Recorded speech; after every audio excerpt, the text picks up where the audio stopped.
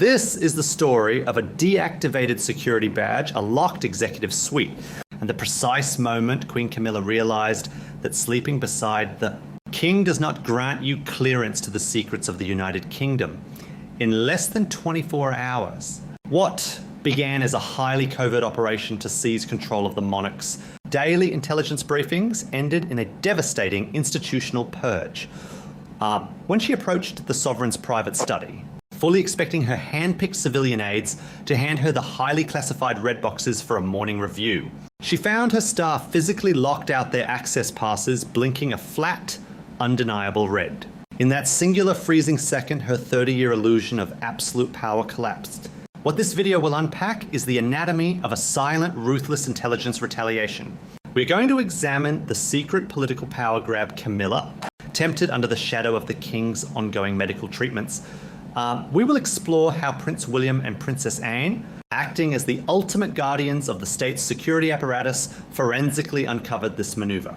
Most importantly, we will reveal the brutal administrative checkmate they executed through the Privy Council to protect the nation's integrity, delivering a staggering psychological blow to the Queen Consort.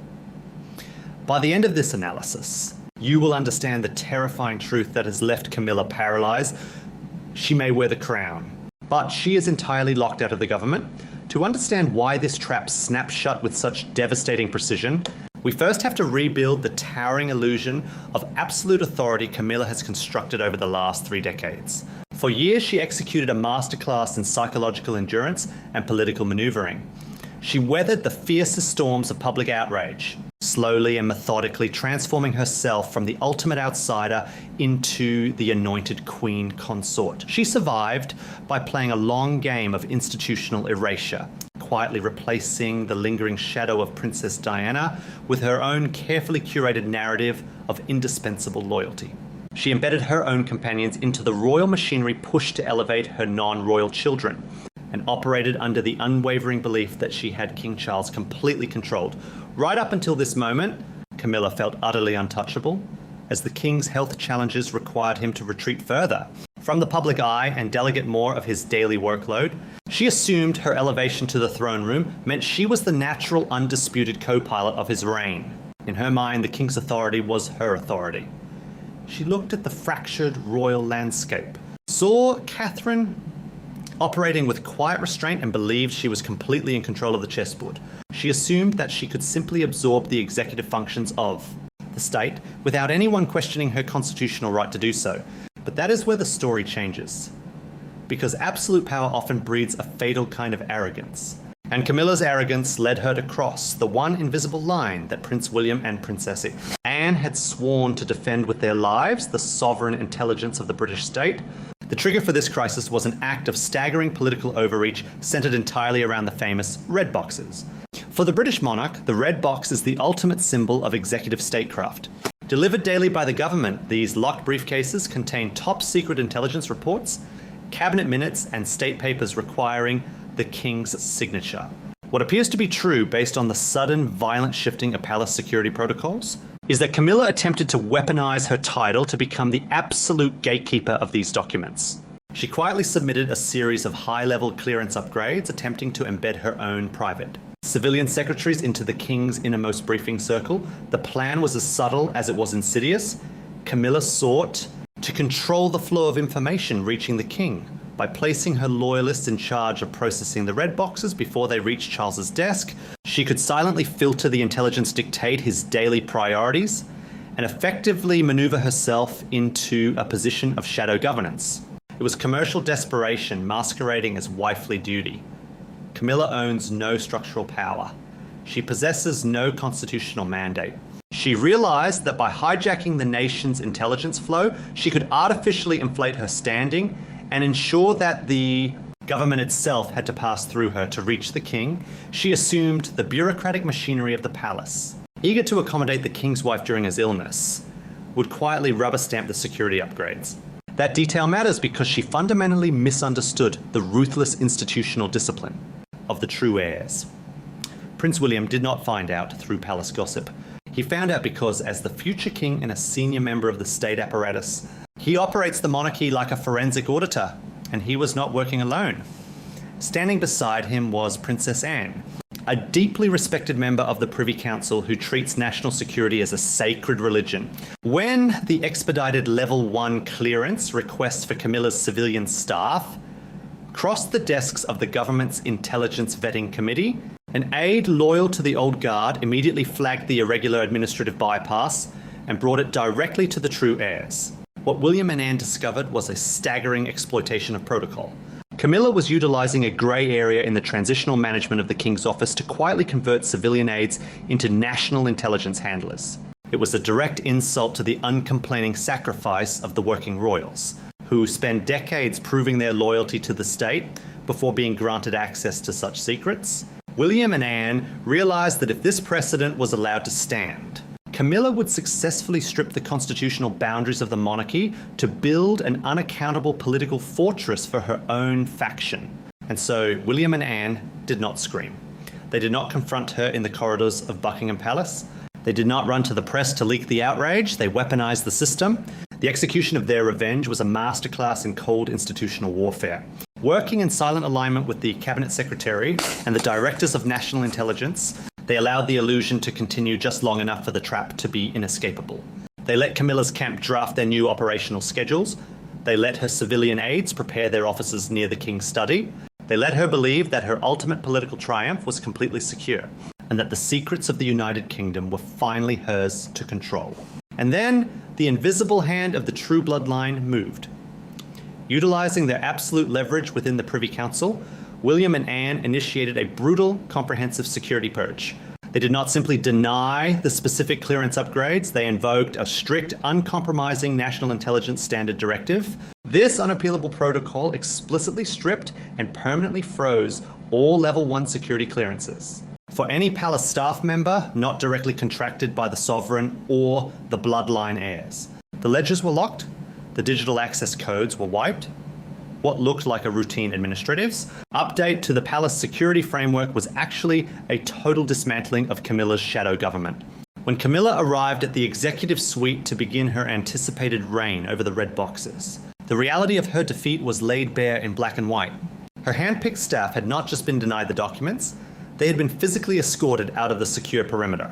Their VIP badges were deactivated. The invisible red carpet to absolute up. State power was rolled up and locked away behind blast-proof doors. The realization hit Camilla with the force of a physical blow. The intelligence, the governance, the real political power of the monarchy, it all belongs to the state and the bloodline. She cannot even read a briefing memo without their explicit permission.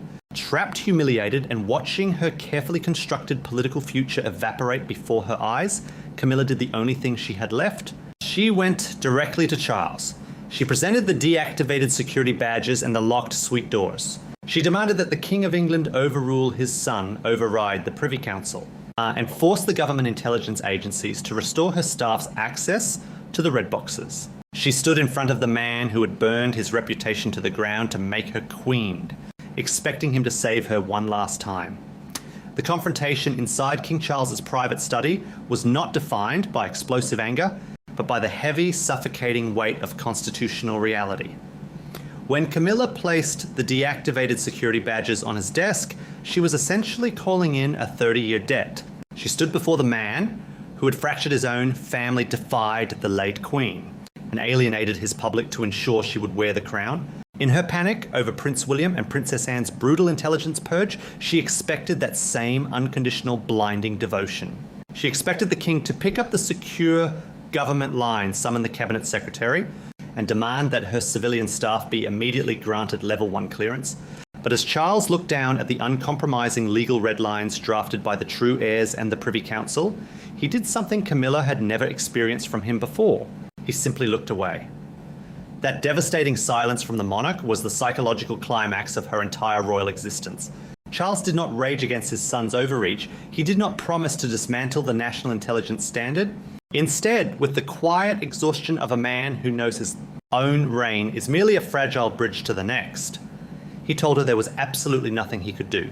He explained that William, as the heir apparent and Anne as a senior councillor of state, possessed the ultimate fiduciary authority to protect the crown's intelligence apparatus. The King of the United Kingdom quietly admitted that he would not trigger a massive constitutional crisis.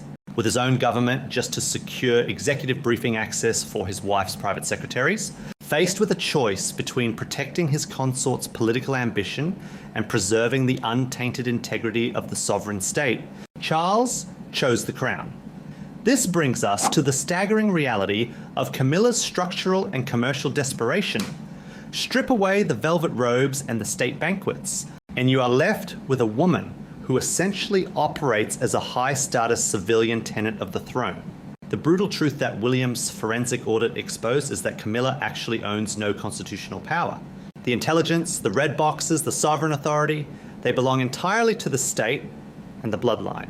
Camilla's access to governance is entirely dependent on her proximity to a declining king. If she outlives Charles, her situation becomes intensely precarious. As a dowager queen without royal blood, she will have no access to the inner workings of the government. Her desperate push to hijack the intelligence flow was a frantic, 11th-hour attempt to siphon the executive power of the monarchy and convert it into a permanent, independent political fortress for her faction. But Prince William and Princess Anne have instituted a new order. They have proven that they do not need to raise their voices, or leak tantrums to the tabloid press to defeat an adversary. They simply govern the institution with a ruthless adherence to constitutional protocol. By invoking the National Security Clause, William effectively placed the Queen Consort in a political straitjacket. He allowed her to keep the title, but he entirely locked away the executive vault. He drew a cold, unyielding boundary around the state's intelligence, ensuring that the geopolitical leverage of the British monarchy cannot be plundered by civilian interlopers acting on borrowed time. This paradigm shift is profoundly evident in how Catherine, the Princess of Wales, has quietly taken her rightful place as the ultimate authentic embodiment of sovereign power. While Camilla was reduced to fighting covert battles over deactivated security badges and locked briefing rooms, Catherine effortlessly secured the institutional future. Nature abhors a vacuum, and true power in the royal family is never simply lost, it is redistributed. Catherine did not gloat over the collapse of Camilla's shadow government. Her execution of power was entirely visual elevated and devastatingly precise. Just days after the intelligence purge, Catherine attended a high-profile diplomatic corps reception at Buckingham Palace. The world was watching, waiting for the slightest sign of internal palace friction. Instead, Catherine emerged radiating absolute unshakable authority. She did not need to scheme for access to briefing memos or manipulate security committees. The wealth, the history, and the future of the crown belonged to her and her children by absolute right. She wore the historic royal family order and a magnificent diadem that visually linked her directly to the continuous, unbroken bloodline of the state by championing authentic sovereign dignity, while Camilla's unearned political grab was quietly bleeding out in the shadows. Catherine demonstrated exactly what true undeniable influence looks like. Following this devastating checkmate, subtle administrative shifts continued to sweep through the palace corridors. The side doors to the royal intelligence machinery were permanently bolted shut. What this story ultimately reveals is the profound evolution of Prince William.